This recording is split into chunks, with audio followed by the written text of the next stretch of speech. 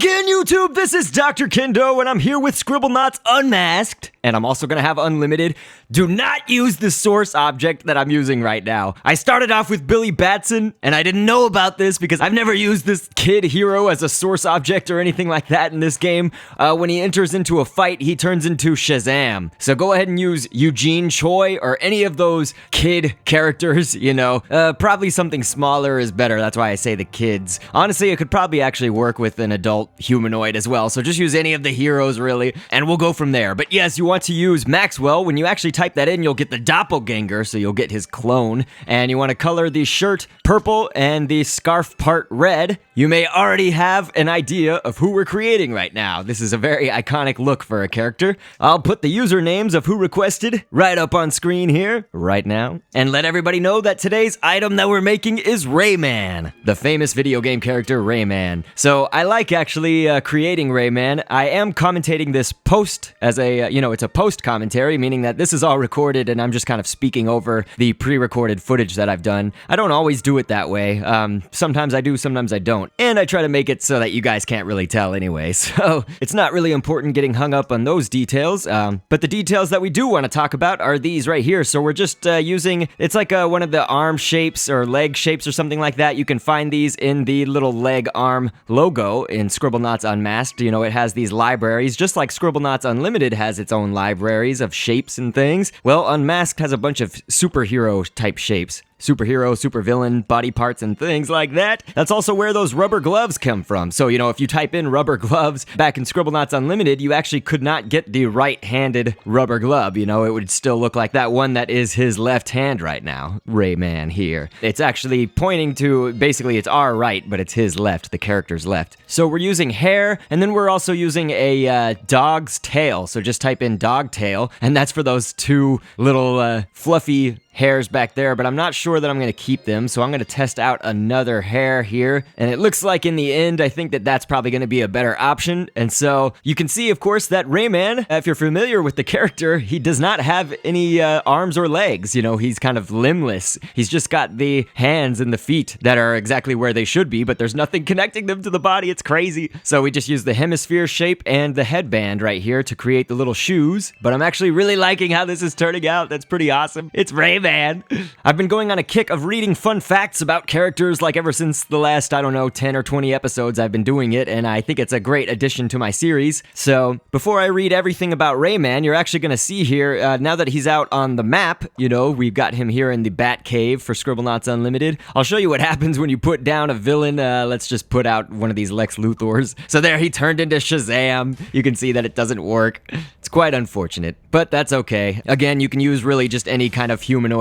Go ahead and use one of the superheroes if you want them to attack like superheroes do. But look at this, there's another Rayman creation right there. That's actually the top Rayman right now in the Scribblenauts Unmasked sharing center. So who knows, maybe I'll be able to shake things up and put my Rayman at the top. I don't know. I will definitely put him on the sharing center, but I don't know if everybody's gonna download him more than this one. But hey, go ahead and get the one that you want to get and that you like better. I won't be offended if it's not mine, but yes, that's just a comparison. And again, I say all the time that there are multiple ways to create every single object. So you can see there that somebody has created Rayman quite differently than I have. But look, now we're creating Rayman in Scribblenauts Unlimited just to kind of give you another viewpoint of how you could create him. The humanoid or body that I started off with in the source object is one of the Fifth Cell Warner Brothers staff members, and his name was Alan. I don't know how to say the last name. It's like Diekfus. Diekfus is my best guess, attempt at a guess. And we've used the fairy tale wings for the white of his eyes back there. And we've got hair plus 2 comb overs. If you type in comb over, that's the little hairs that are up there. And shoes and all that stuff, etc. So yes, getting back to Rayman and some fun facts, let's tell you some history and fun facts.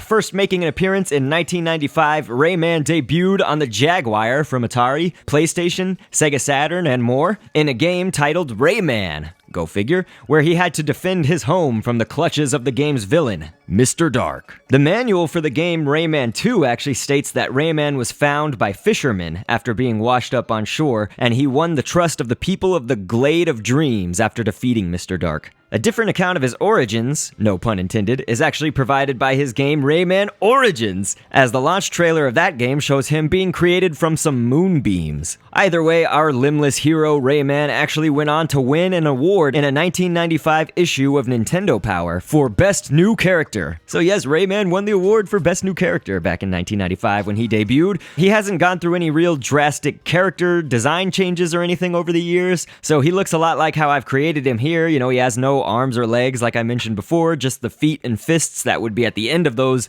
limbs. And with that, he can apparently launch his fists outward at a pretty far range. I've got my Rayman doing something that I don't think Rayman's ever done. I have him launching a projectile every few frames, and it's a crazy mad Easter bunny to represent the Rabbids from one of the Rayman games that's my favorite, which are actually his Raving Rabbids games. They're these crazy little bunnies. But yes, you can see Rayman in a game originally slated to be a Wii U exclusive, but later was released multi-platform. That would be the game Rayman Legends, and that was the very first Wii U game that I ever played because I went and played it at Best Buy, where they had a demo kiosk with a Wii U setup before the system had even come out, and it was a good 2 to 4 months before it launched, and they had some demo videos at the booth, but also a short playable demo of Rayman Legends. So I don't own the game and I haven't played it very much, but I did play it at that demo in Best Buy.